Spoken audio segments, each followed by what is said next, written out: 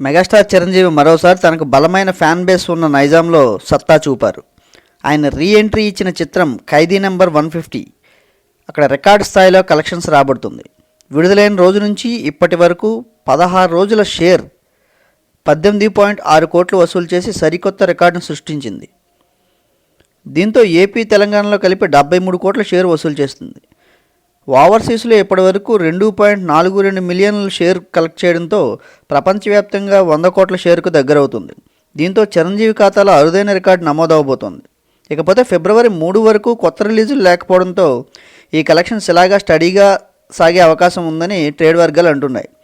చిత్రం ఇంత ఘన విజయం సాధించడంతో ఖైదీ నెంబర్ 150 చిత్ర యూనిట్ ఈ నెల హైదరాబాద్లో భారీ ఎత్తున సక్సెస్ మీట్ని ఏర్పాటు చేస్తుంది.